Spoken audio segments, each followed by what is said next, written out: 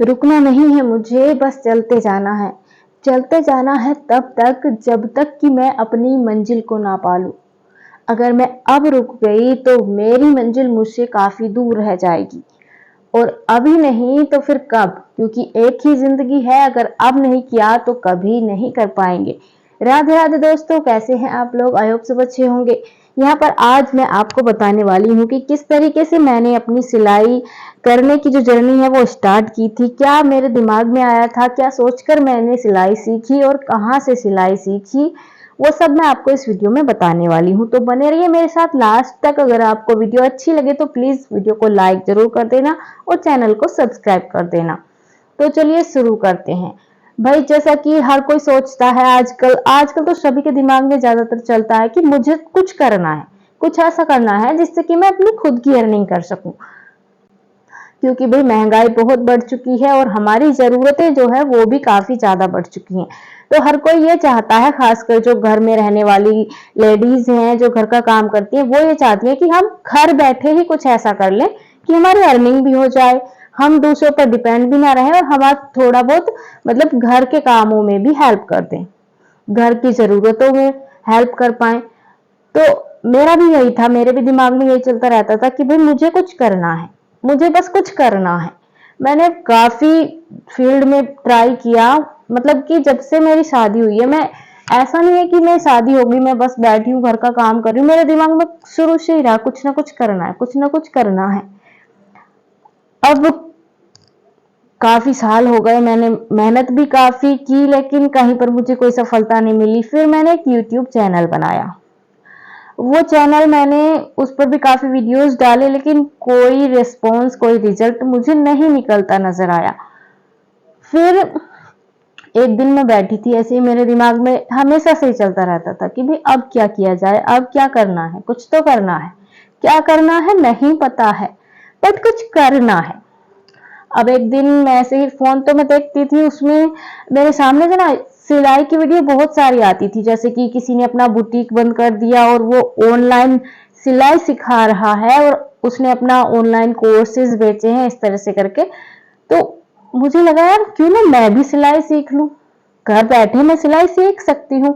और मुझे ना इंटरेस्ट भी था पहले से ही, हम थोड़ा बहुत वैसे ही सिल लिया करते थे लेकिन मुझे प्रॉपर सिलाई नहीं आती थी। अब मेरे दिमाग में आइडिया आया सिलाई सीखने का, और इसी के साथ साथ होता है ना कि हम बड़े बड़े सपने देखने लगते हैं, तो मैंने भी, मेरे दिमाग में भी आया भाई मैं सिलाई सीखूंगी, मैं ऐसे ऐसे डिजाइन बनाऊंगी, मैं ये करूंगी, मैं ना अपनी ड्रेसेस खुद से तैयार करूंगी और मैं खुद उसको मार्केट में बेचूंगी, या फिर मैं मीशो पर या अमेजोन पर इस तरह से मैं अपनी ड्रेसेस, खुद की बनाई हुई ड्रेस मैं सेल करूंगी। अब दिमाग में तो आ गया लेकिन उसके लिए कदम बढ़ाना भी तो बहुत जरूरी होता है। अगर हम सोच लें और उसके लिए हम कोई कोशिश ही ना करें, पहल ही ना करें, तो वो बस हमारे दिमाग तक ही सीमित रह जाती है।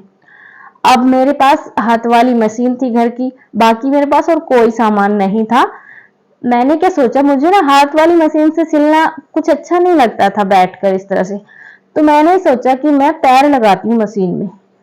मैं मार्केट गई, मैंने पैर लेके आई वहां से और कुछ छोटा मोटा और सामान मैं लेके आई, जैसे मेजरमेंट के लिए और छोटा मोटा जो भी यूज होता है सिलाई में वो सामान मैं लेकर आई। अब सबसे पहले मैंने अपना सूट कटिंग किया, कुछ वीडियोस देखे यूट्यूब पर, जो मुझे समझ आया वो देख करके मैंने अपना सूट कटिंग किया, उसको सिला, ठीक ठाक सिल लिया था मैंने। इतनी प्रॉपर फिटिंग तो नहीं आई थी लेकिन मैंने उसको सिल लिया था, मतलब देखने में वो ठीक ठाक था। अब उसके बाद मैंने अपनी सिस्टर के सूट सिए, अपनी मम्मी के सूट सिले, यानी कि जो मेरे अपनी फैमिली थी मैंने उनके सूट सिले कि तू मुझसे सूट सिलवा ले, या फिर मौसी की लड़की के हो गए।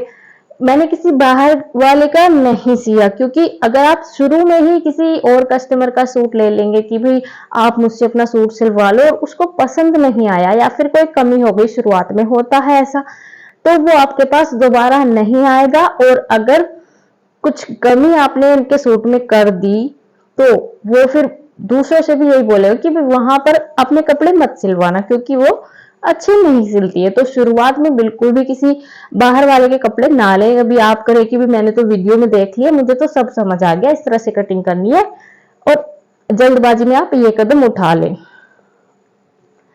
पहले आप अपने जो अपने पास रखे हुए वो सिलें, अपने खुद का सूट बनाएं, उसके बाद अपनी फैमिली मेंबर्स का, उसके बाद अपने आस पड़ोस का, और उसके बाद जब आप अच्छे से सिलने लग जाए तब आप जो अपने से थोड़े दूर हैं या फिर आपके फैमिली के नहीं है उनके जो सूट होते हैं उनको सिल सकती हैं। तो मैं बात करूं अपनी, मैंने सिलाई सीखी, मैंने ऐसे ही कुछ अपने परिवार के सूट सिल दिए जैसे पड़ोस में। धीरे धीरे करके ऐसे ही 1 साल गुजर गया।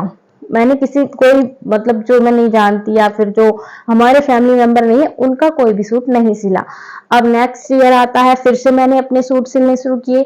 उनमें थोड़ी बहुत कमी आई, मैंने उनको सुधारा, उन्हें सही किया, और यहाँ पर फिर मुझे बाहर से भी एक कस्टमर आती है मेरे पास सूट सिलवाने के लिए, और जब वो सूट सिलवाती है वो लेकर जाती है, उन्हें फिटिंग काफी अच्छी लगती है मेरे सूट सिले हुए की, तो वो मुझसे एक और सूट सिलवाती है।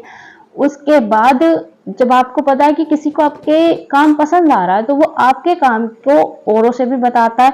तो ऐसे ही करके मेरे पास 2 सूट और आए, मैंने उनको भी सिला, और इतने अच्छे से सिला, इतनी फिनिशिंग के साथ कि वो दोबारा मेरे पास लेकर आए अपने सूट सिलवाने के लिए। और धीरे धीरे करके ऐसे ही लोगों को पता लगने लगा तो मेरे पास सूट जो है वो सिलने के लिए आने लगे। तो ये होता है कि कोई भी काम एकदम से नहीं होता, धीरे धीरे करके शुरू होता है। आप सोचो कि हमने तो सिलाई सीख ली, 1 साल हो गया, हमसे तो कोई सिलवाने ही नहीं आता। उसके लिए एक तो आपके हाथ में सफाई होनी चाहिए, यानी कि फिनिशिंग अच्छी आनी चाहिए, और दूसरा यहाँ पर प्रमोशन की भी मैं समझती हूँ कि काफी अहमियत होती है।